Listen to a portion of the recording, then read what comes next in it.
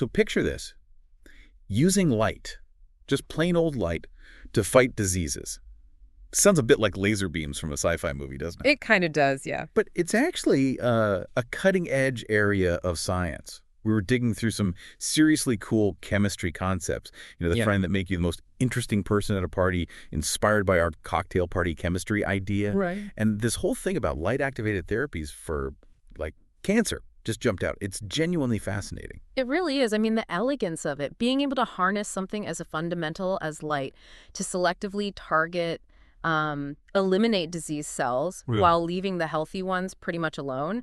Well, it says a lot about how far we've come in understanding molecules and, designing them. Exactly. And that's sort of our mission today. We want to dive deep into how these light-activated drugs actually work. We're focusing specifically on something called photodynamic therapy, PDT for short. Right? PDT, yeah.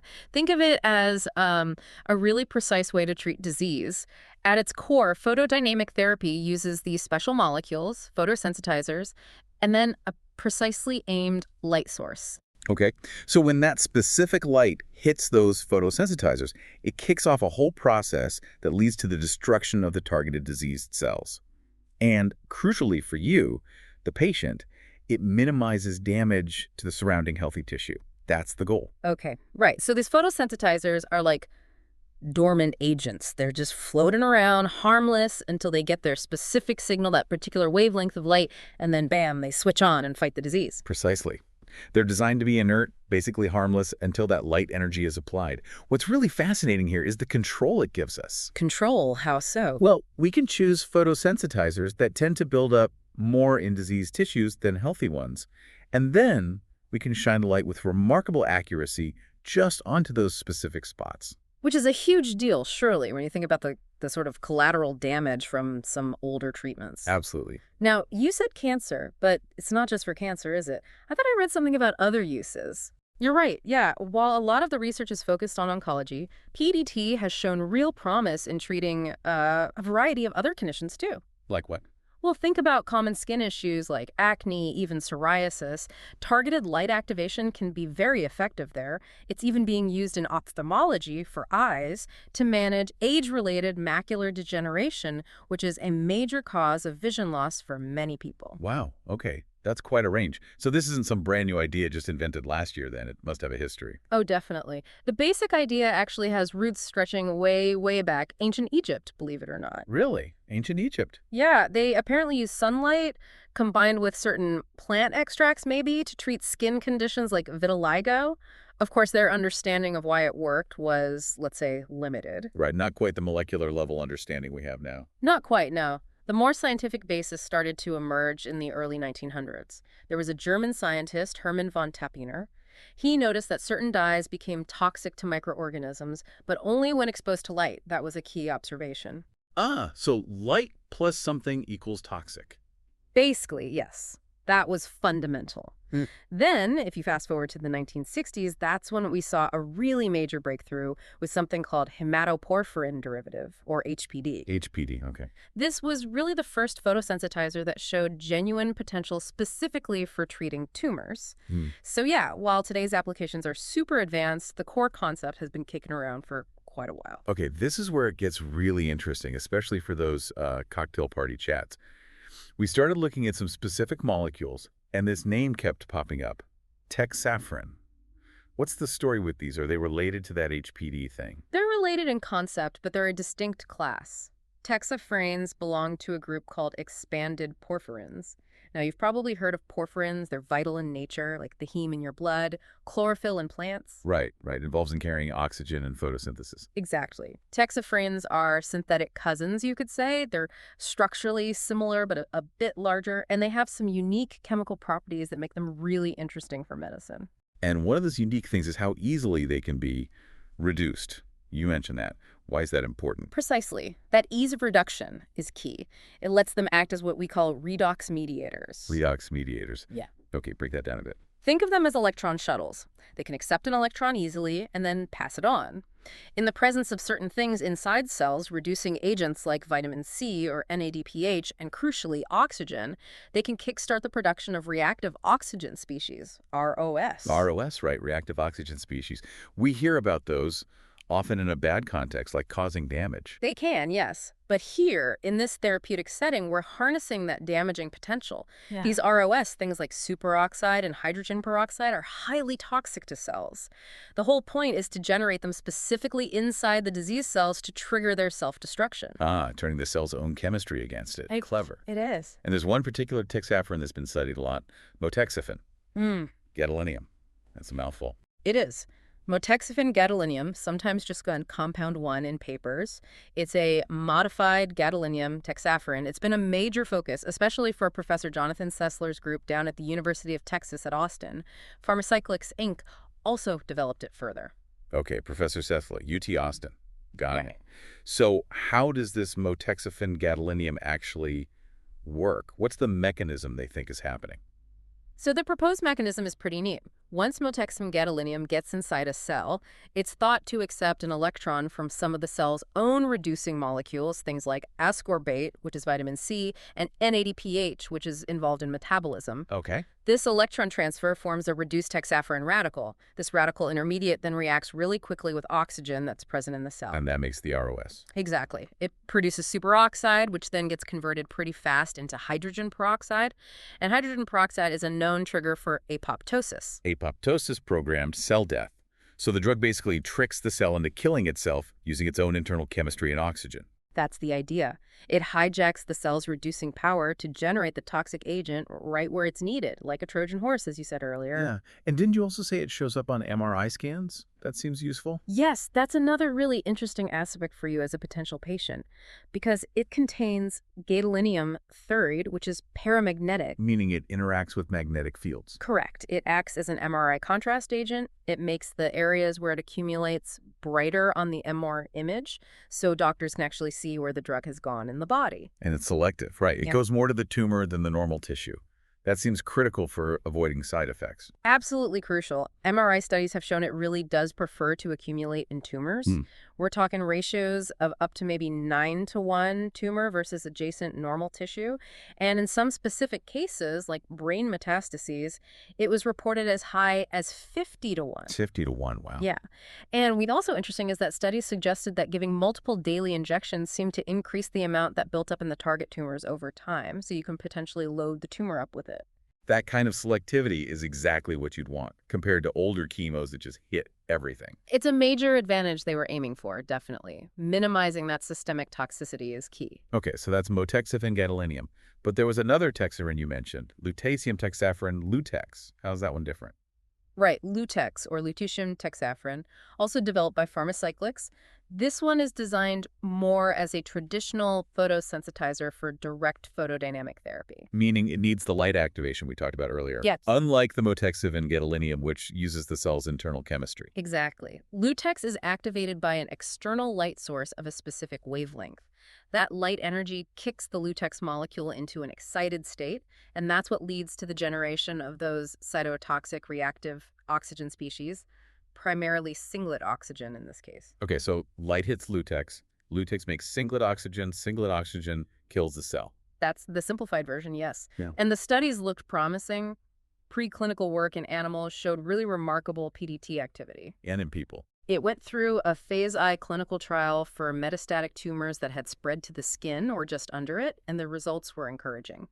Last I checked, it was in phase 2 trials, specifically looking at recurrent breast cancer that has spread to the chest wall. Okay, so another promising avenue. Now there's one more.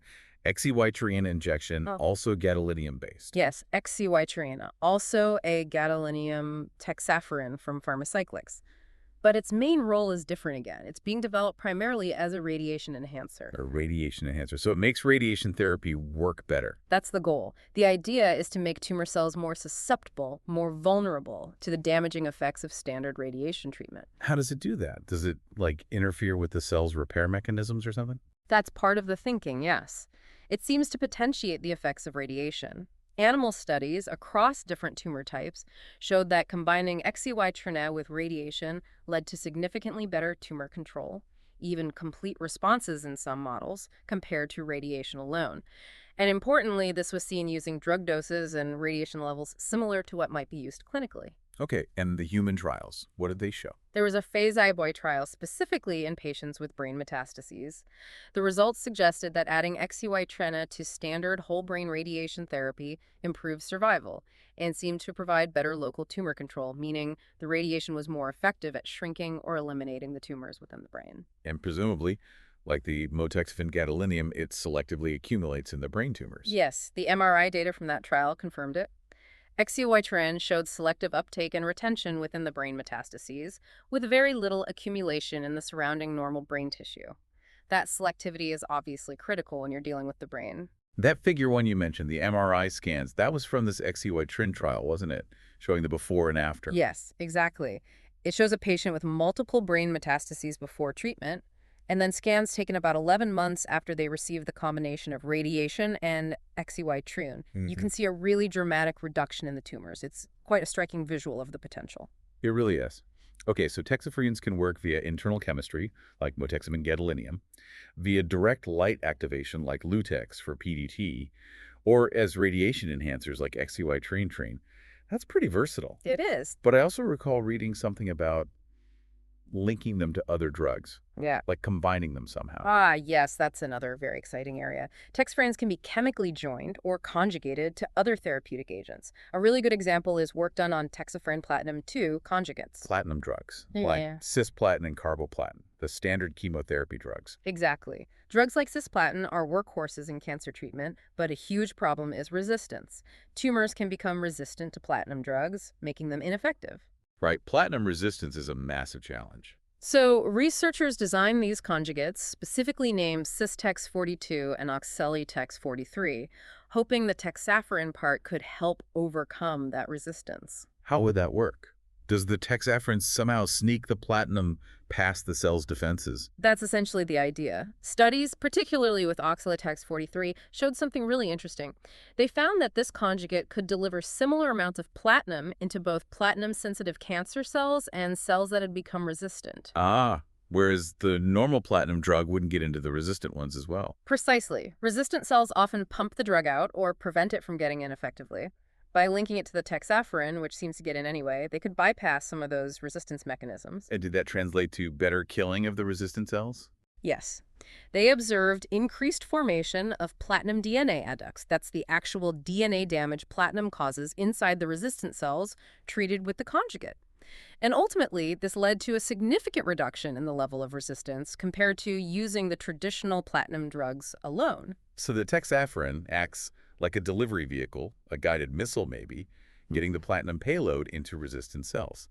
That's incredibly clever. It leverages the potential tumor-targeting ability of the texaferin to basically boost the effectiveness of a known chemo agent, especially where it's failing due to resistance. It's a smart strategy. Okay, we've covered a lot about these light-activated drugs and the really cool examples with texaferins, but let's just circle back quickly to the basic science of PDT itself.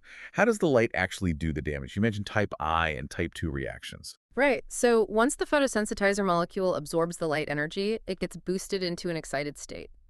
From there, it typically transitions into a slightly lower but longer-lived excited state called the triplet state. And it's from this triplet state that the main action happens, usually via two main pathways, type I and type 2. Okay, type I first. What's that involve? In a type I reaction, the excited triplet photosensitizer directly interacts with other molecules nearby biomolecules within the cell, like lipids or proteins.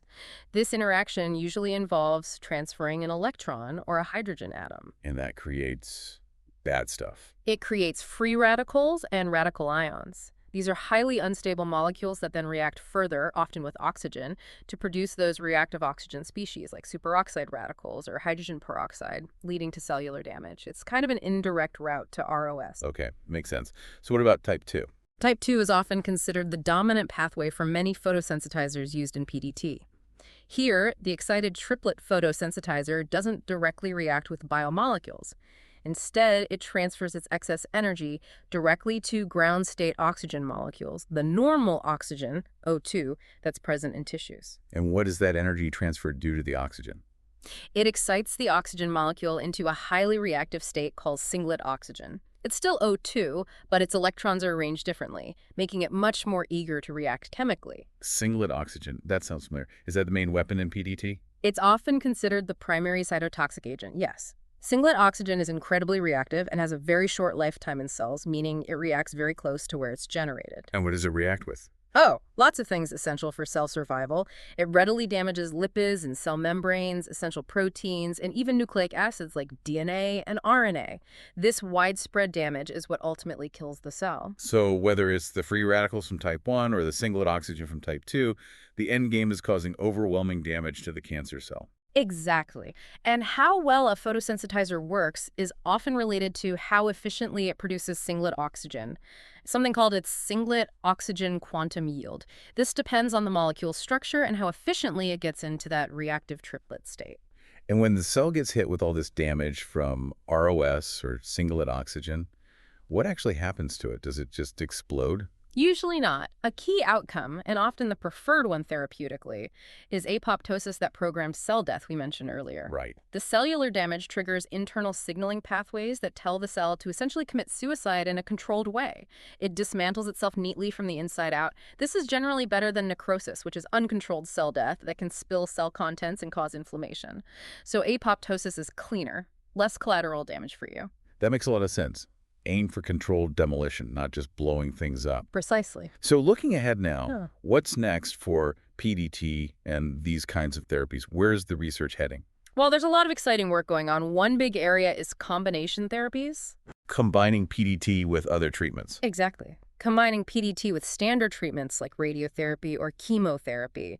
For instance, studies are looking at using low doses of chemo drugs like cisplatin alongside PDT to see if they work together synergistically, meaning the combined effect is greater than just adding the individual effects. Making 1 + 1 = 3 sort of thing. Kind of, yeah. The idea is you might be able to use lower doses of each, potentially reducing side effects while getting a better anti-cancer effect. And what about expanding beyond cancer? You mentioned infectious diseases earlier. Absolutely. That's a very active area, using light and photosensitizers to kill bacteria, especially antibiotic-resistant strains, viruses, fungi. It's called antimicrobial PDT. It holds a lot of potential. That could be huge with antibiotic resistance being such a growing problem. It could. And of course, there's always the ongoing search for new and better photosensitizers. Researchers are designing molecules that absorb different wavelengths of light, particularly light that penetrates deeper into tissues. Why is that important? Because current PDT is often limited by how deep the activating light can reach.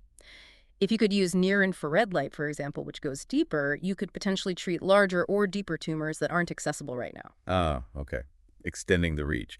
And I think I saw something about using tissue engineering, like 3D models. Yes, that's another interesting development. Using 3D cell cultures or engineered tissue models allows researchers to test PDT under conditions that are much closer to a real tumor environment compared to just flat layers of cells in a dish. So better lab models to figure out the best way to use PDT. Exactly. It helps test different light doses, drug concentrations, and treatment combinations in a more realistic setting before moving into animal studies or clinical trials. Wow. This has been a really illuminating deep dive into light-activated therapies. The whole concept using light in chemistry in such a targeted way against diseases like cancer, it still feels quite sci-fi, even knowing the science now. It does have that feel, doesn't it? But while photodynamic therapy and these advanced compounds like texaferins are, still relatively young in the grand scheme of medicine, the progress is undeniable, the potential for high selectivity. Meaning fewer side effects for the patient. Exactly. That potential really could revolutionize how we treat certain diseases down the line. It offers a different paradigm compared to many systemic therapies. It really makes you wonder, doesn't it, given how far this has come? Yeah. What other seemingly futuristic ways of using chemistry and light might be just over the horizon for treating diseases, or even just improving health? It's definitely something fascinating to keep an eye on.